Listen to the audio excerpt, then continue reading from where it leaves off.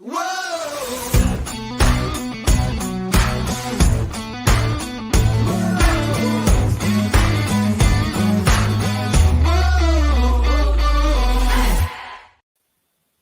to the What's Our Verdict podcast, where we fashion ourselves television judge and jury. My name is JJ Crowder. I'm here with my co-host, Alec Burgess. Let's get it. Yeah, we appreciate you tuning in, watching live, listening after the fact, whatever it is you're doing. We appreciate it. Go ahead and hit that like, subscribe, follow, bell notification, all those buttons. Tell a friend about us. Tell two friends about us. Yeah, I like that. Even better. 2 is even better. Maybe even send a letter to a friend about it. Send a letter. I like that. Through the snail mail. Snail mail. Go listen to these assholes. That would be awesome. But whatever you do, we appreciate you no matter what. And yeah, we're looking forward to going through this episode. We are doing 2 shows today. So with Thanksgiving, there was all sorts of craziness going on. So we didn't get a chance to do Andor live on Thursday. So we're doing Andor live today. And then we will bleed over into talk about the Peripheral. So let's jump right into Andor, season 1, episode 12, the finale. A lot of it was kind of anticlimactic to me. It feels like they ended it where they should have started episode 3, if I'm honest. Yeah. It was a lot of buildup throughout the season. And I look at it and look, I want to start off because we got a review recently. I don't know if I told you this, Alec. Oh, no. Yeah. And you know me, I'm very accepting of all reviews. I appreciate that stuff. I like feedback. All that stuff's good. I want to pull it up for you so I can read it, the actual review. But it was, so I like to read those. So we'll give him this person there, 15 minutes of not fame because we're not famous, but we are totally famous in certain circles. JJ, I'd like to point that out. That's fair. That is fair. I don't know if there's circles we should be proud of, but but they are there. But no, so we got another review from Eric Dean. So thanks, Eric, for the review. It's a 2-star review. He says, too harsh, lighten up. He says, love the podcast, been a long time listener, but you guys need to lighten up and enjoy things for what they are. For example, She-Hulk wasn't great, but it had its moments. Your episode reviews were just as repetitive as the fourth wall breaks in the show. So very clever review. I love that. Yeah, no, like I said, I appreciate it, and I appreciate the feedback. However, you probably should have picked something a little different than She-Hulk to critique us on, because that show was shit. Now, we have talked about it, and that is a show that in season 2 we will not be doing because there wasn't anything to talk about. And that was the hardest part, is we realized 3 episodes in, we hated this show. There was nothing good to talk about, but we thought there were going to be 6 episodes, not 9. 9. Oh my. And so, yeah, so we committed, we stuck with it. And I say that to say that this is nowhere on the same level as She-Hulk, at least for me. She-Hulk was steaming hot garbage with a pile of shit on top. This is good when it's good. In fact, it's great when it's great. There are moments in this, there are episodes of this 12-episode series that are fantastic television, intriguing, fun to watch. Thoroughly enjoyed it. But there are other episodes that I was like, it's okay. There wasn't an episode that I went, this sucks. But this episode was so anticlimactic. It was like a setup episode at the end of a setup season. And my favorite episode was the jailbreak and the actual heist. So those 2 episodes were fabulous. This one, the moment, the actual rising up moment where they're fighting the Imperial soldiers and everything in the middle of Ferrix, that was awesome, especially because of how violent. And I mean, it was actually people getting shot, people dying. This was not an everybody makes it out moment, right? This is a rough thing to watch, which I liked. And I appreciate the realism of that. And it didn't go with this whole the heroes always win shit. It stuck with what we've seen in Andor's movie, things like that. However, it was very anticlimactic to me. because I've been watching this setup. I've been waiting. We've had 2 episodes that really got into the action and got me excited. And this one, other than a 5 to 7 minute window, and really it was more Marva speech than it was the actual fighting that I was like worked up and fired up and like, yeah, get him. So it was, to me, it just wasn't as good as it could have been, I think. And I agree with you. I think they needed this should have been an 8 episode show. And they should have condensed a lot of it. Again, I liked it as a whole overall, but I didn't love it. It wasn't the best thing we've watched. Oh, without a doubt. I think this show suffered from being mismarketed. And I will always be tough on Disney because guys got so many resources over in that company. They need to be putting out phenomenal content consistently.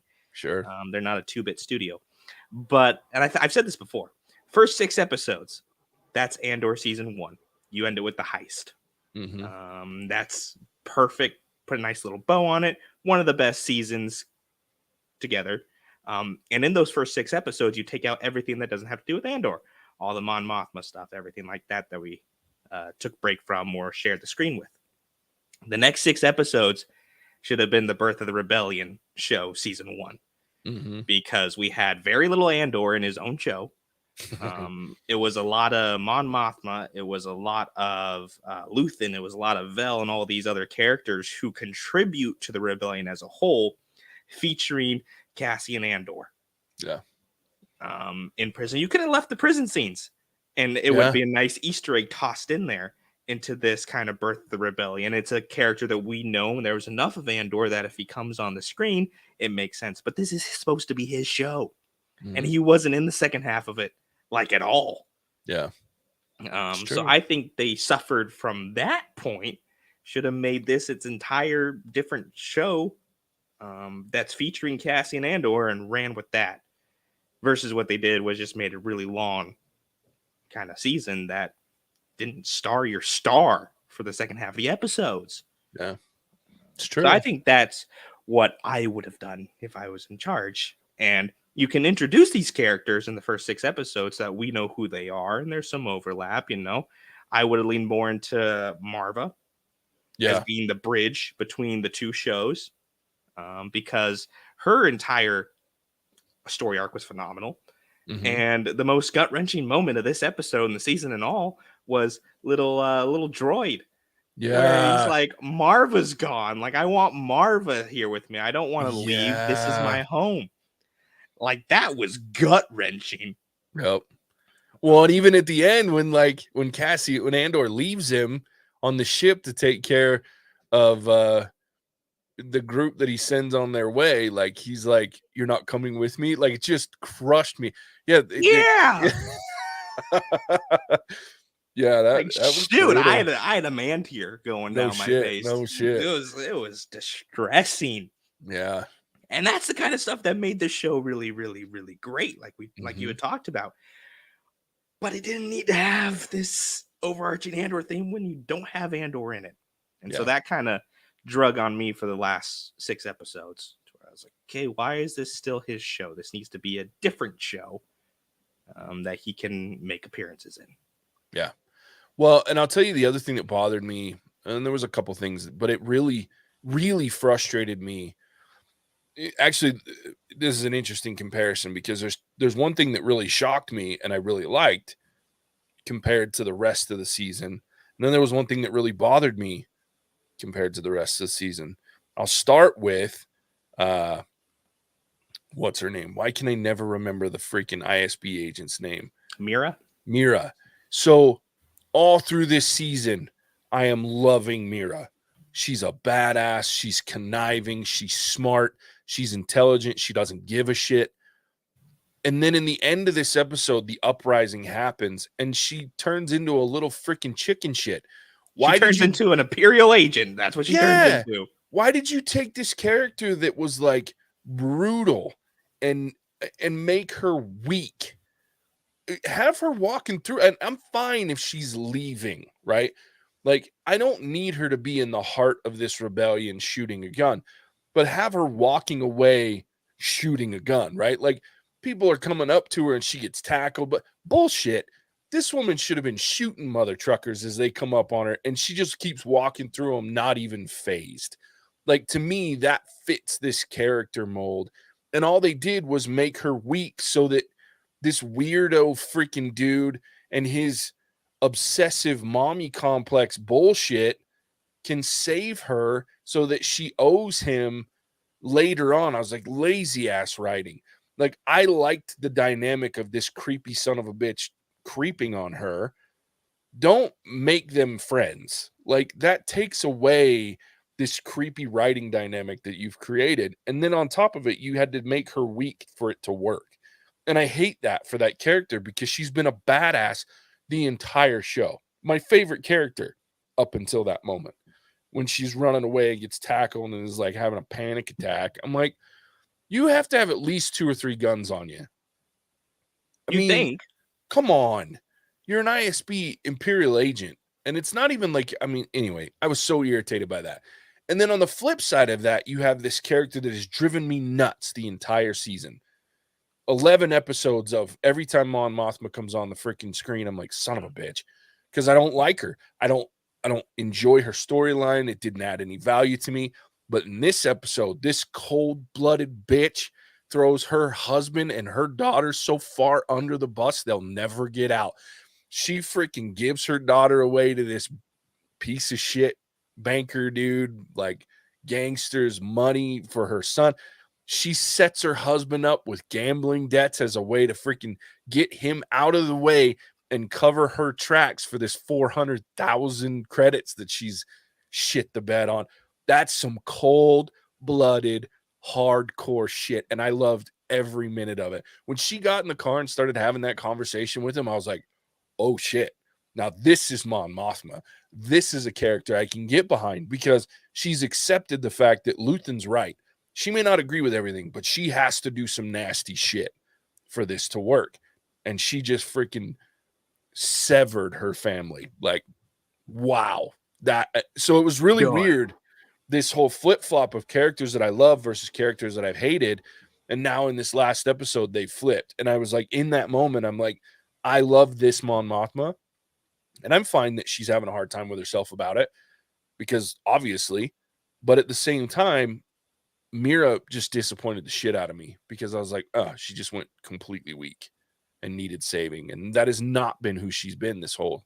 And she's not a frightening villain for me anymore. Like, she's not someone that if I'm Cassian, if I'm Andor, I'm like, I'm not worried. Whatever.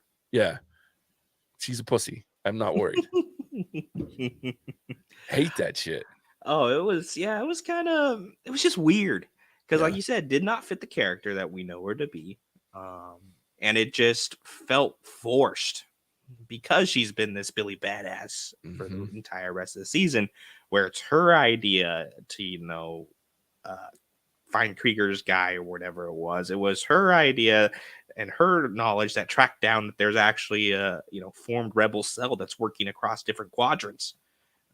She's proven time and again that she is the smartest person in the room whenever someone's in the room with her. And then, I don't know, I guess there's a reason why she's in the offices and not in the field, but her field work is severely lacking, apparently. To where, I mean, she can't set a trap. She has no idea what she's doing when it comes to controlling a bunch of hot-headed, barracks residents. And it shows, and it's kind of just weird and stupid. Yeah. It was disappointing. Well, especially because she started off as a badass. Like, she's yelling at the commander in the middle of that meeting going, you didn't leave anybody alive? What the hell were you thinking? And then, like, she's like, screw that, I'm going. Like, I'm going. And I was like, badass. And then I was like, who is this? Like, what is, are you crying? Like, there's no crying in rebellions. Yeah, like, what are you doing? I was so mad. Yeah, it was weird. It just didn't fit. Yeah. The other thing that felt a little weird, even though it kind of did fit, was Luthen's kind of grasp on everything starting to unravel. Yeah. To the point where Saw Gerrera, we see exactly why he's a paranoid, like, just crazy dude in Rogue One Mhm. because he all of a sudden has a change of heart. It's like, I'm going to help out Krieger. And now Luthen's stuck because he sold out Krieger and he's already decided he's not going to bother to save him, that Mhm. the mole is more important. And now Saw is questioning everybody that he's Yeah. ever talked to with, probably a little bit of good reason. He takes it to the extreme, but in this kind of fight, like where you don't have any friends, it's rough. Yeah. And so we kind of see his plan starting to fray, and he's starting to lose a little bit of that control that he's had the entire season, where he knows everything and everybody, and he puts them in places, and it all starts to unravel. It's a little weird for me, but it's not like it was so out of place that I had a problem with it, but a little weird. Yeah. And I think what they were trying to do, because like my interpretation is we see Luthen sitting there with Andor at the end in the ship, and like Andor's telling him, you got to kill me because I'm a danger to everybody, blah, blah. They're going to keep hunting me, whatever it is, because he's seen the backlash of him being him on his friends and family or whatnot.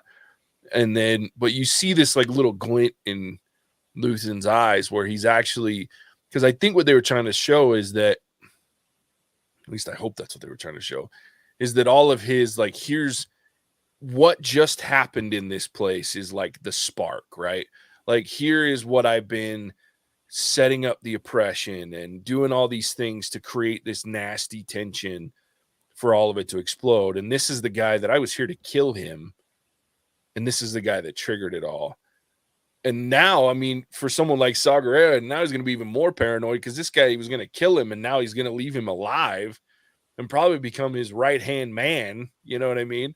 So it's like, it's a lot of mixed messages to poor Saw Gerrera. Like, Yeah, poor guy. Like, it's easy in Rogue One to kind of be like, stop being paranoid. But this yeah, dude's getting drugged through the ringer. no shit. Yeah, I don't know. Like, here's the weird part about it is even the way that this season ended, I'm still looking forward to season 2. I do have one more issue that I want to address later on. I don't want to address it in the moment, but I am looking forward to season 2, as odd as it might seem, the way that, at least talking about this episode, I just feel like they did a great to good job throughout most of this season. And then in a lot of ways, or in majority of ways, like they really kind of failed. I don't want to say failed, but they came out with a mediocre, season finale to what should have been probably and I've heard, I mean, I won't lie, like I got friends that are huge Star Wars fans with me that are talking about this is the best show that Star Wars show were ever made. And I'm like, I think it has the potential to be, depending on season 2. But if we're comparing season 1's, Mandalorian's better. Season 1 of The Hands down. Mandalorian is better, in my opinion. Now, sees the whole show of The Mandalorian, yet to be seen. Season 2 was good, but it left some things to be desired as well. It wasn't as good as season 1 by any means. I don't know what season 3 is going to look like. Book of Boba Fett, we know how I felt about that one. Poo-poo. For the most part. But this show it was good, but it had a potential to be astronomical. And I just feel like they tried too hard in certain places, and then they really got it in others. I think it's almost like they had a 12 episode quota that they had to hit. Kind of feels that way, doesn't it? And Like, we need this so show to be long. Yeah, we need a long show. Everybody was saying Obi-Wan should have been longer than the 6 episodes that it was. And the Mandalorian show, I think, was, right? It was 8 or It was 10 pretty short. I think it episodes. was 8. I think they've 8 both been episodes. 8, if I remember right. I'd have to look it up to be sure. So they come out with this big kind of long show. Everybody's really stoked about it. And then because it's such a long show with such little content that they're covering, you have to stretch it out, and you have these big lulls, and it kind of just fell off the wagon for me partway through the season. Yeah. Where 6 episodes would have been phenomenal. And then you move on to season 2, or you move on to a new show. 8 episodes, I think they could have even done a lot with 8 episodes. But I think they were trying to fill too much. And so you have these characters that are never really developed or just kind of end on a note like what happened to the kid's manifesto? We never got closure on the manifesto. Yeah, we just got some like voiceover shit at the beginning. Yeah. And so it's just kind of like they develop these characters or move them, then they end in stubs, and it's just to fill time in this, quota that they needed to hit instead of just telling the story that they wanted to tell, the show writers wanted to tell. Hey, you're not wrong. Yeah, The Mandalorian's been 8 episodes a season, and I think maybe that's why I went back to this show should have been 8 episodes, because I think Obi-Wan was okay in 6. I was okay with the 6 for Obi-Wan, but a lot of the Disney shows have been 6, and it's too little. I think they forced content in places, but then it's weird because 8 seems to be their sweet spot. When they have a sweet spot, they haven't had too many sweet spots, but like the longer, like this one, it was just too much, I think, for them. I think they stretched it out too far, like you said.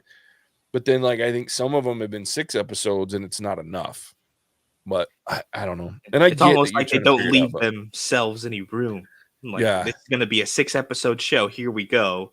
Or this is going to be a 12-episode show. And they're not saying, okay, you know what? This 12-episode show should really be 8. Or this 6 should be 9. Yeah, I agree. They're not willing to maneuver. This is what it's going to be and figure it out. I wonder if there is like the producers come and say, you got 6 episodes or you got 12 episodes, you need to fill them. And these writers have to then write for a 12 episode or a 6 episode, as opposed to me, and I don't know shit about it, but to me, it would make more sense to just say, okay, we want a show about Andor, Cassian Andor.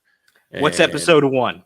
What's episode 2? What's episode 3? Do we need anything else? Yeah. How many episodes do you need to tell this story? Like, write it out. Give me an outline. Give me some storyboards. And I would assume that they would do that because I know that that's how the movie industry works. Like, right? Like, so you submit a script and then you storyboard it and you go back and forth and you update, make edits and changes and things like that. And then you start filming and it adapts even more. But you're right. It almost feels like they have all these certain aspects of things set in concrete. And they're like, you have to fit this mold. And then they force things into certain areas. And then that's an interesting, I wonder. The only thing I can think of is because you have Marvel and Star Wars that they don't want to overlap or have too much overlap. Because it's like She-Hulk ended, Andor started the next week.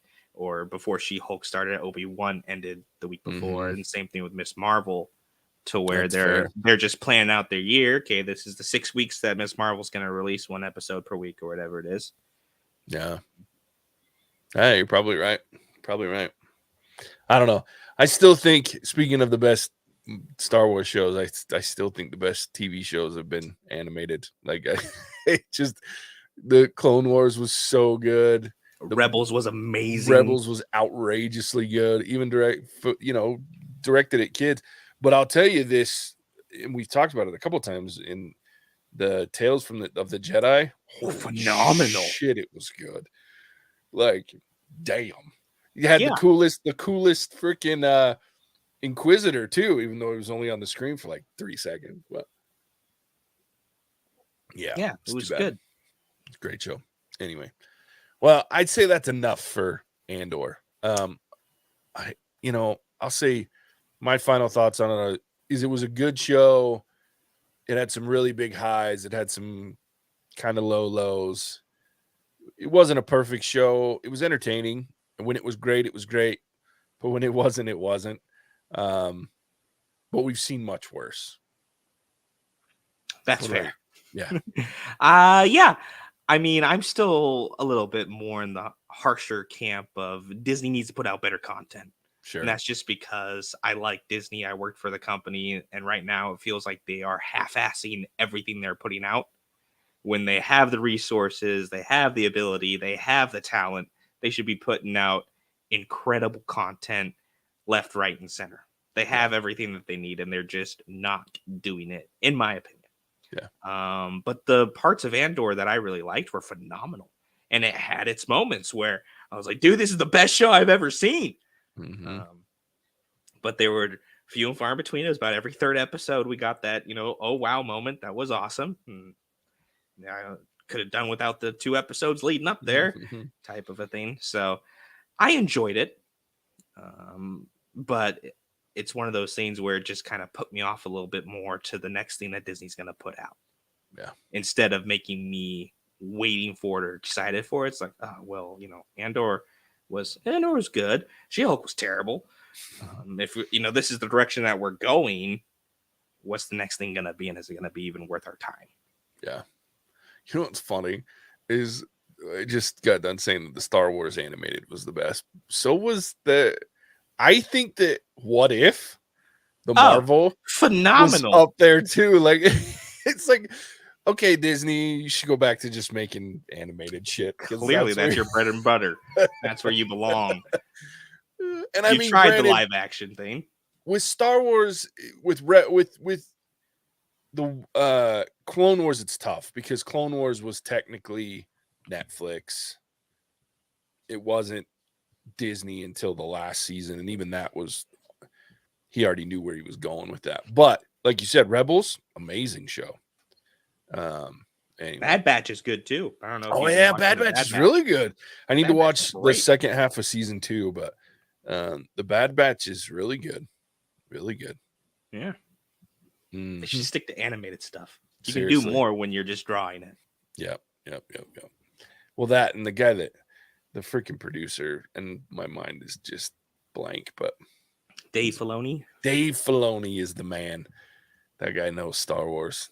They shouldn't make anything Star Wars anymore without him being involved. They just shouldn't. Yeah. Heavily involved. They just shouldn't. Anyway.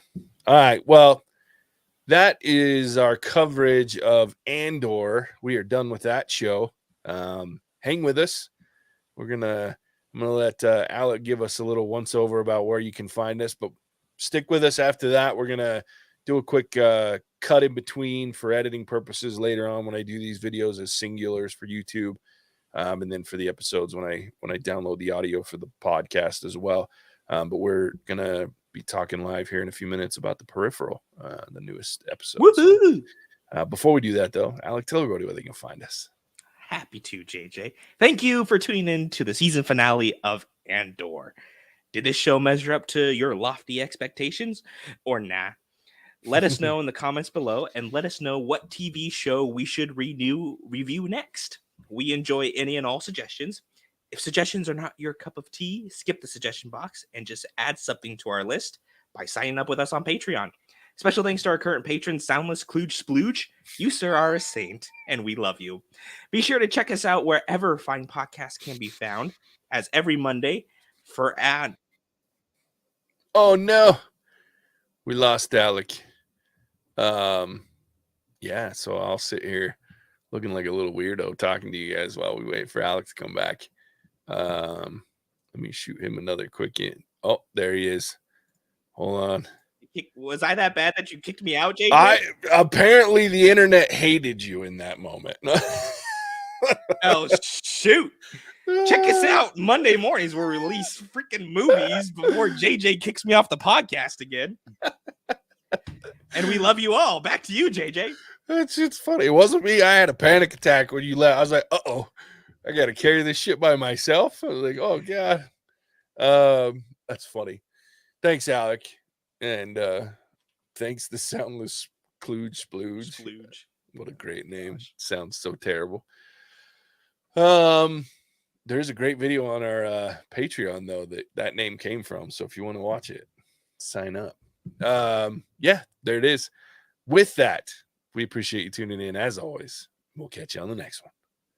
Bye. Cinemagic out. Whoa!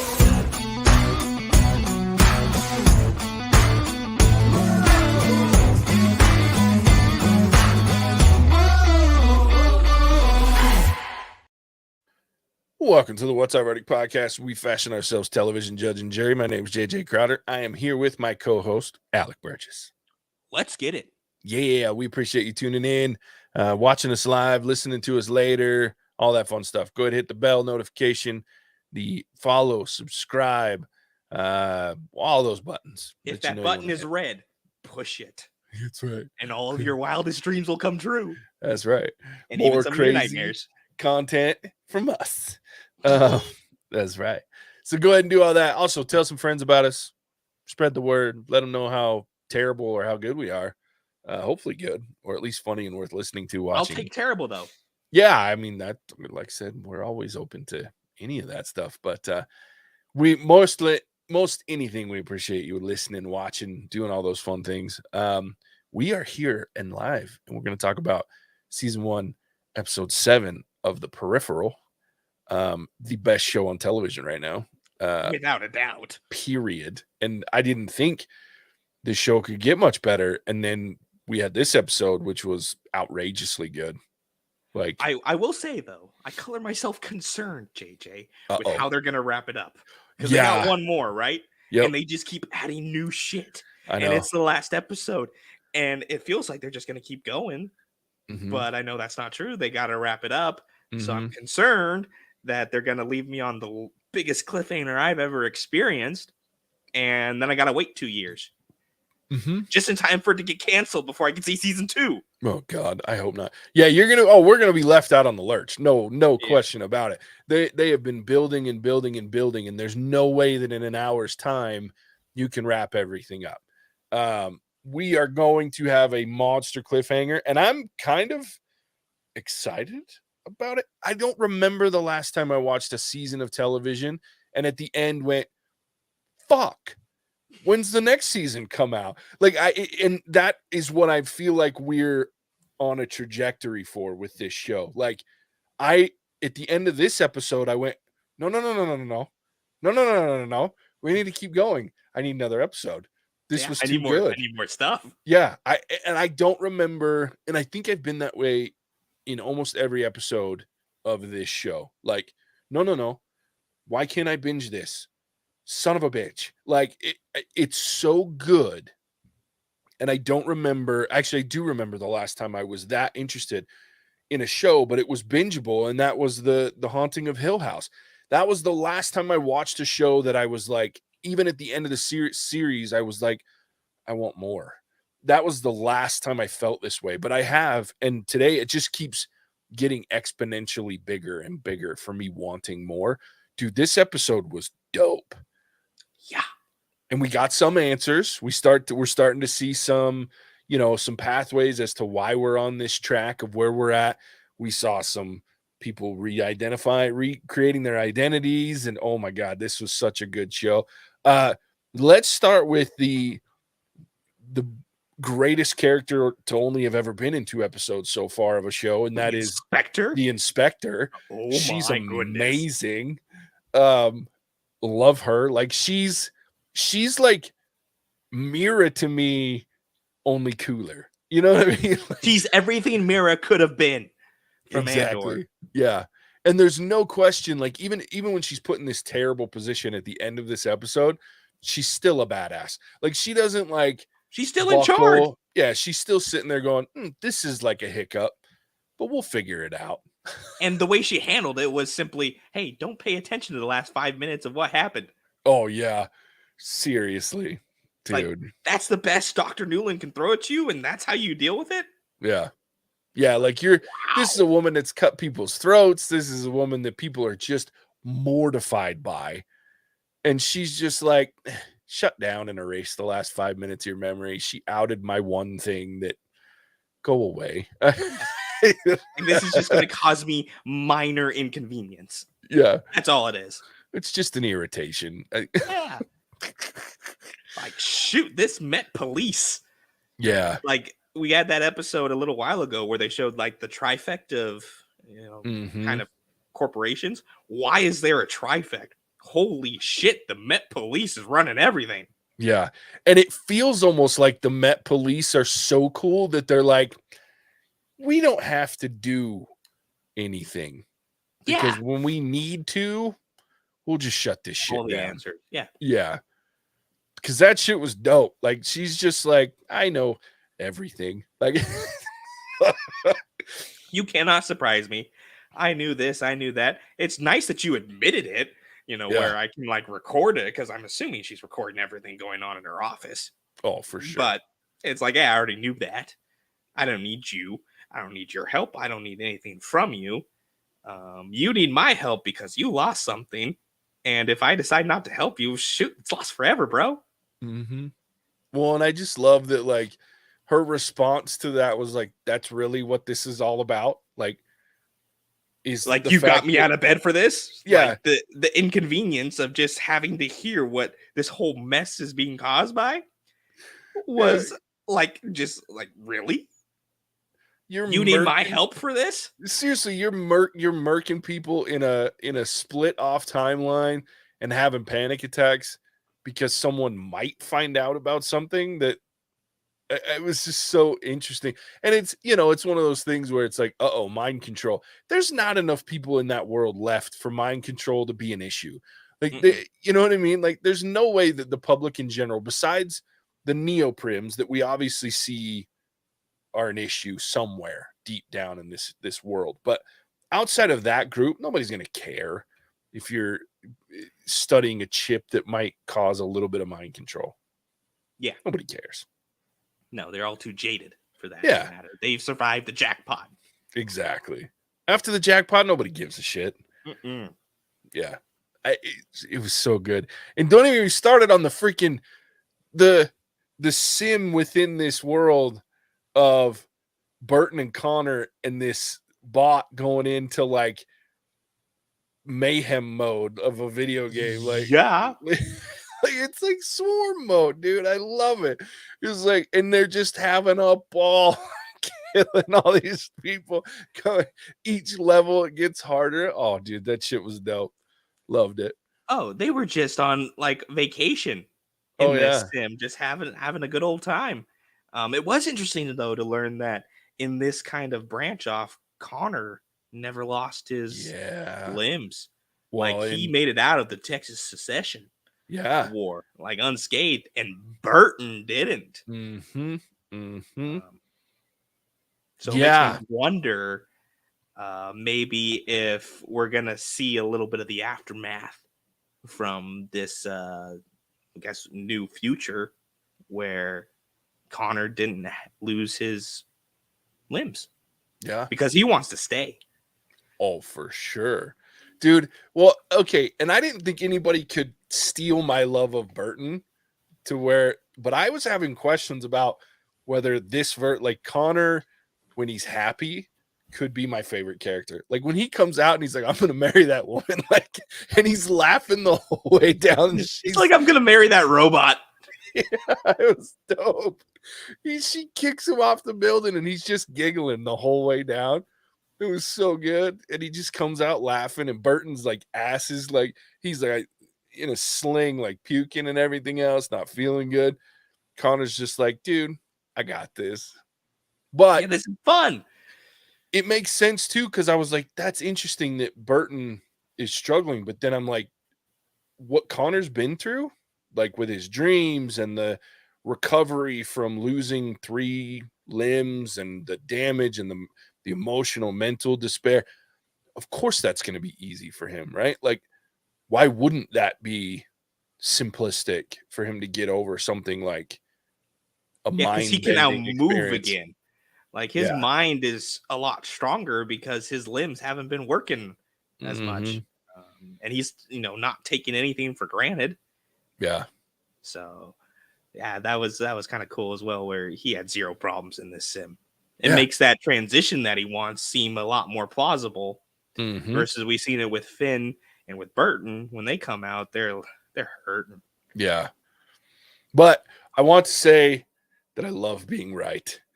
That the eyeball thing, and I love that we learned that it makes sense, because I was like, why would she put that in Flynn knowing what it would do or the difficulty?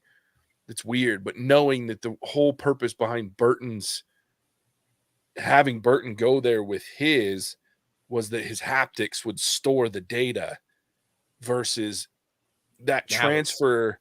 now it's just in her brain. Mhm. Yeah, the machine had to go, there's nothing for me to store this in, so I have to create this organism, this bacteria that will carry the data. and now it's creating a problem. So, but I loved it. I was like, yeah, I was right. That was a very nice little nugget of information they dropped on us. Yeah. Which makes total sense. Well, and it's huge now too, because now you know that there's multiple ways to transfer data between a stub and this kind of real timeline. Yeah. I also thought just this little statement of that was really quick, and if it could have been looked over, is this whole question and answer thing that the inspector and Flynn had going on, where she's asking all these rapid fire first response questions, and she turns the tables, and her biggest fear is the stub.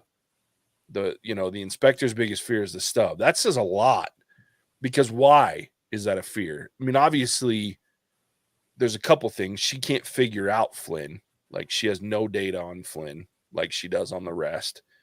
That's frightening for her, obviously, because you can tell that she craves and loves her ability to know more than anybody else in the room. But on top of that, what else does she fear? Does she fear the Met Police losing some control because of what RI can do with a stub, or what the Klept can do? Or, God forbid, I'm sure all three of them are thinking, what happens if the Neoprims get a hold of this shit? Yeah. Or what is the stub gonna do? Well, that this too. stub isn't playing by any of the rules. Yeah. And that's a unknown commodity. Sure. Well, and Connor, going back to Connor again, think about the amount of people in that time frame, and especially now that we know that in her stub, the jackpot is accelerating. It's under a more accelerated timeline within the stub than it was in the real world, or whatever world timeline that they're on in the future. How many people, knowing that they could possibly do what Connor's talking about wanting to do? And then you have to wonder, now that we know that the data transfer is possible, human consciousness transfer kind of thing, is that possible? Could you take, because if you can transfer it from when you're live, right? So they put the headset on and their consciousness moves to this peripheral. Is there a way to transfer it as data, kind of like they did with Dead Assistant to Newland, right? That he went from human into a version of himself in the machine. Could you transfer everybody from the stub into a machine? You know what I mean? Could we get the real Connor in a peripheral? Could we get Burton and Flynn moved into a peripheral in the future?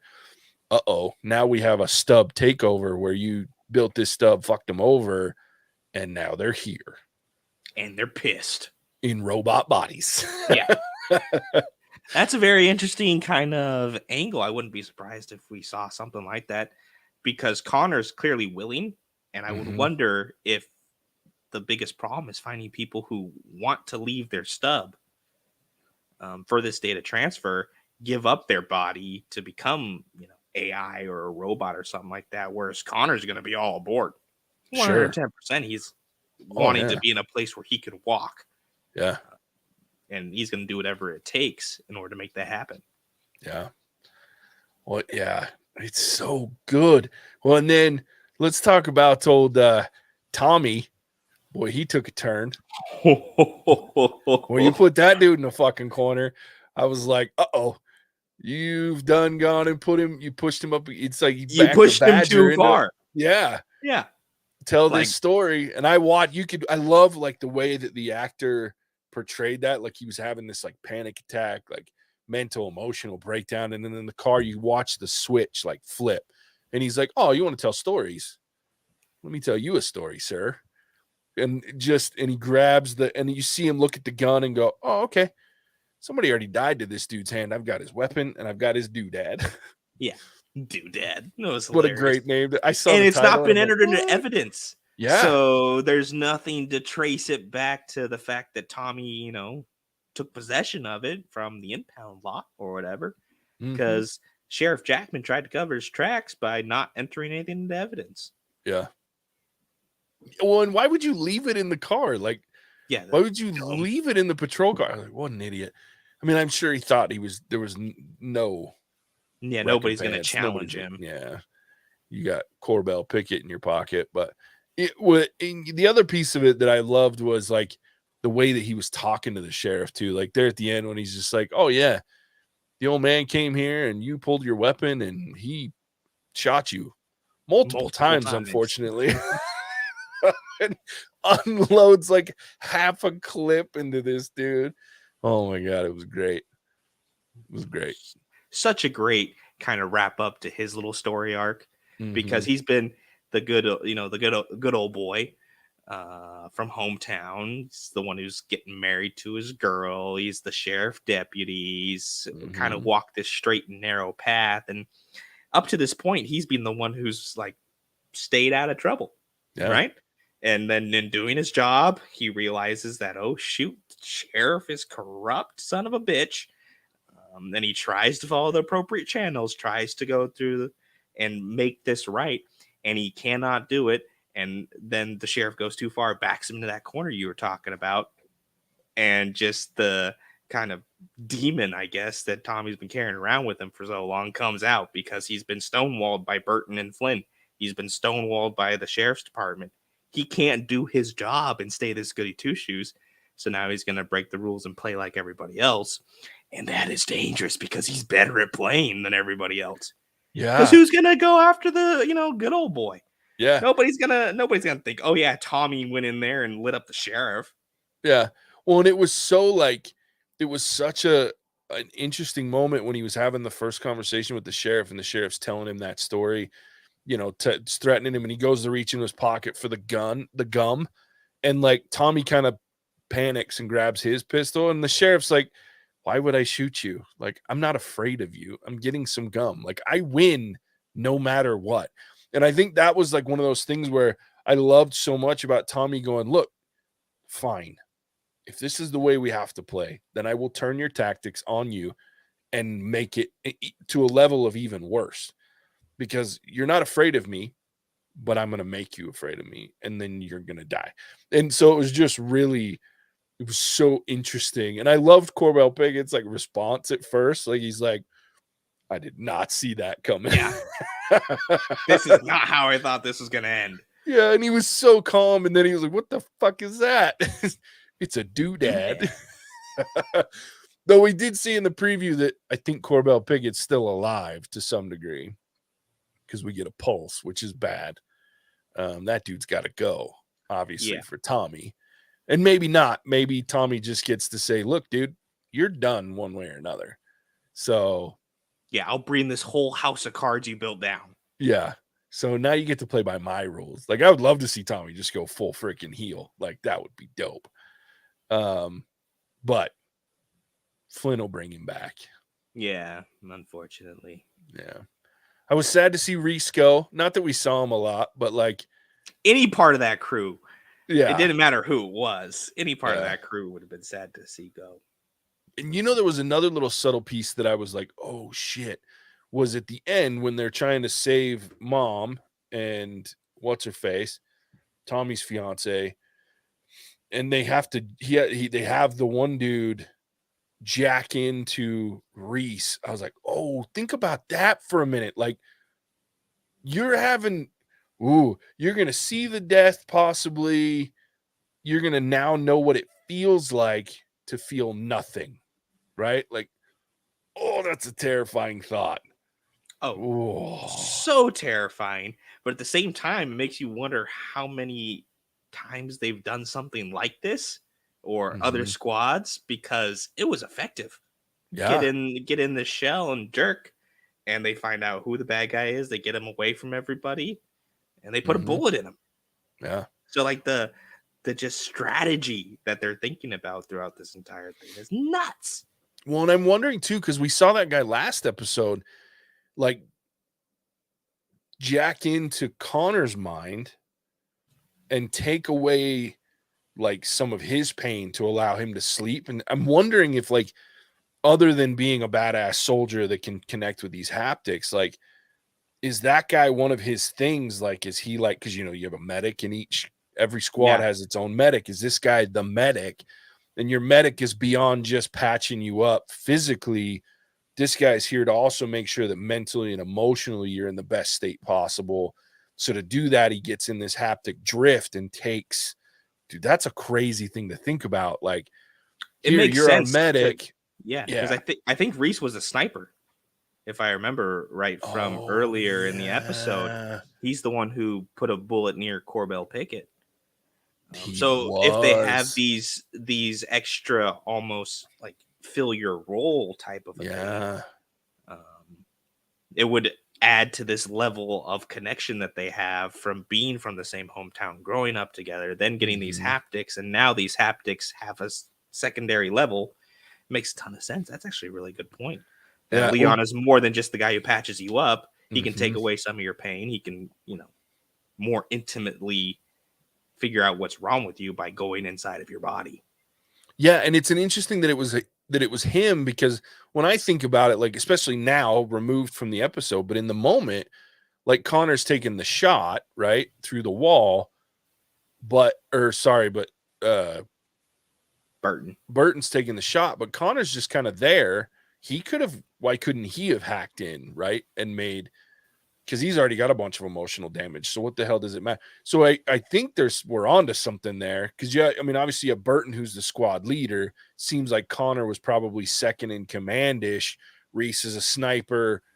You have Leon, who's the medic, so to speak.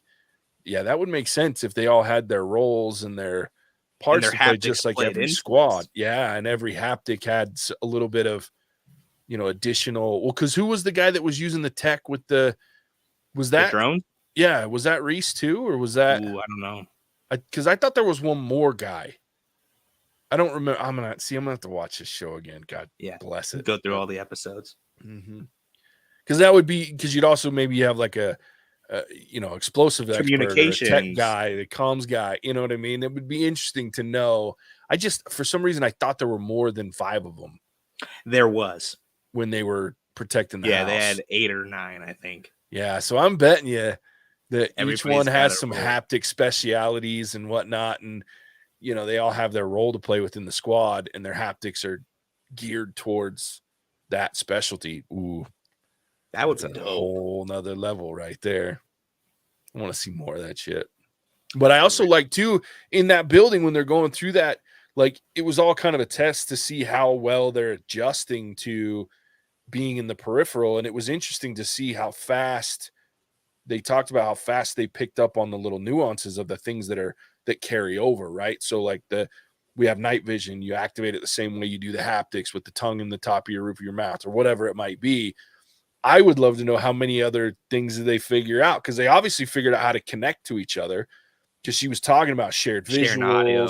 And the audio, things like that. So it was a really cool moment to see how the haptics, obviously they have tech now that they've given to this. It's such an ugly thing to think about, but here, we'll test all this tech. How long have they been testing the tech in the stub to make it better in the real world? Ugh, gross. Oh yeah. Well, it makes you wonder what else they've messed around with and everything like that. Yeah, because it can't just be the haptic technology that's pushing the jackpot forward faster in that timeline. What else are they doing? Yeah. What else are they testing that's pushing that? Maybe some GMOs in food. Could be. All right. Then the last big piece of it, well, I guess there's a couple things, but man, the Klep dude, like, totally turned the tables on his freaking. Oh, that guy's no joke, man. I was like, oh, you're toast. And I love that he, like, toyed with him. He's like, look, I like you. I could either way deal without, but I like you. Yeah, I like you. I want you around. So it was an interesting play on, because they're obviously in a tight spot, because they have now the Klept, in theory, have the ability to get a hold of whatever that content is that's in Flynn's brain. And I'm not sure what it is. They didn't ever actually touch on exactly what it was, right? They said it was a bacteria. Yeah, and what the message were, whatever content they stole from RI we don't know specifically what it was. We just know that they want to give whatever it is to at least those two, and Alita want to give it to the Neoprims to burn the world down and start over, which is also an interesting thought.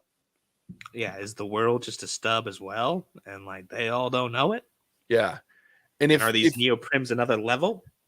Oh God, that's great. This show's melting my brain. But on top of that, like when we talk about burning it down, is that kill all the human life and then we use it to bring back tech People versions as or the robots? peripheral versions? It's just such an interesting concept to me. Or is it the flip side? Is it whatever that is will help us destroy the peripheral? Because obviously, like we've seen, Newland is in a peripheral.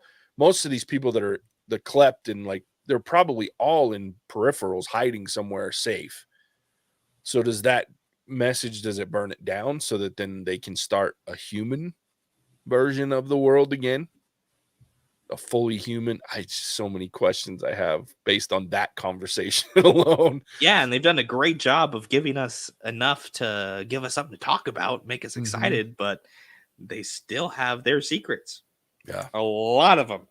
Oh yeah. Oh yeah. Yeah, and I think that's the biggest thing I'm excited for is just what is it that she has in her brain and what is it going to allow them to do, any of them, you know, whether it's Dubov that gets a hold of it, whether it's the Met Police, whether it's RI gets it back, whether it's the Stub that takes it and figures it out.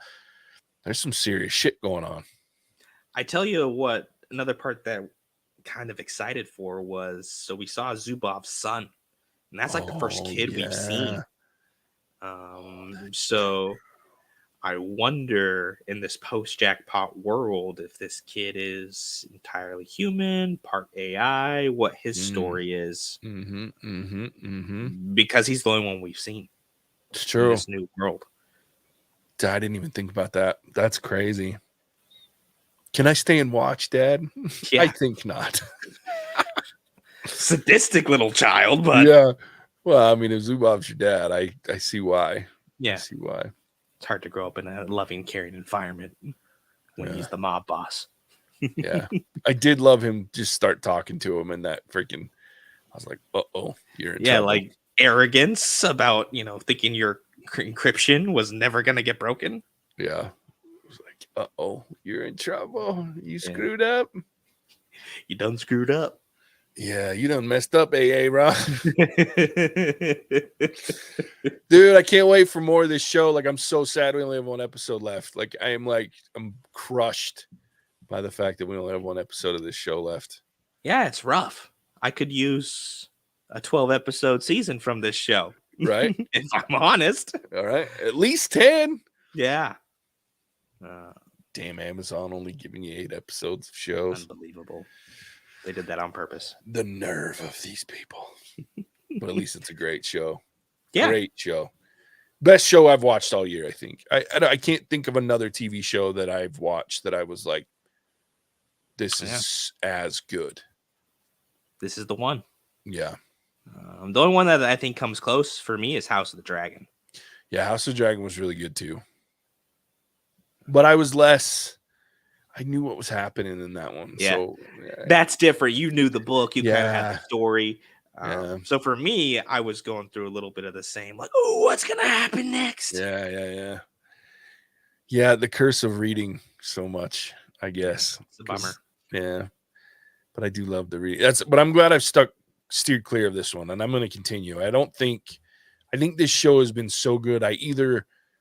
There's two options, right? I read the book and it either ruins it for me or it like solidifies how good the show is. And I'm not willing to take the risk of it messing it up. It's too risky because it's so damn good. I don't want it to be like, oh, this show sucks after reading the book. So anyway, I love it. Cannot wait for next week. Oh, without a doubt. Yeah, cannot wait. Fridays are like my new favorite day right now, just because the Peripheral is out. Yeah, cool. Well, We will talk about it. And I think we'll just go ahead and get this. The more I've been looking at it, there's not really anything coming in December. However, Alec will tell you in a minute, I'm sure, if there's more if you have recommendations for TV for December, let us know. Please let us know. Right now, we're coming to an end of a lot of shows, and I don't see anything else starting until next year. I think The Last of Us starts early next year. I think it was February. Definitely doing that one because I'm obsessed. I know Alec and I at least are going to do The Legend of Vox Machina season 2. So you have that one to look forward to. But outside of those, which I both think are January and February, I don't think we have anything for December as far as television goes. So it's a bit light. Yeah, it might just be movies in December. But before I get too ahead of myself, Alec, why don't you tell everybody where they can find us? I'd be happy to, JJ. Don't kick me off the podcast this time. I'll see what I can do. Thank you for tuning in to the Peripheral episode 7. This show just enjoys pushing the envelope on crazy stuff, and we are here for it. I cannot wait for the actual Texas secession to hit us here in our very own stub. That should be quite exciting. If you're looking for more What's Our Verdict in Your Life, you can find us wherever fine podcasts can be found, including such noble platforms as Apple Podcasts and Spotify. Special thanks as well to our current patron, Soundless Klooge Splooge. With a name like that, I bet you could suck a golf ball through a garden hose. If you guys are listening and enjoy our content, feel free to sign up with us on Patreon and join our very own crew of jurors, where you can access exclusive content, including What's Our Verdict bloopers. That's right, we have bloops and outtakes galore. You've seen what we allow the world to hear. Bloops are way better, so be sure to check them out. Back to you, JJ. Sweet. Thanks, Alec. Yeah, lots of fun stuff on Patreon. I'm getting ready for the next round of bloopers, by the way. Woo-hoo! I've been putting together. We've done a lot of like trailer reactions, and we've done some just random videos, and some polls for content, but it's about time for some more bloopers. So I've been working on putting some edits together for that. So yeah, go check that content out if you want.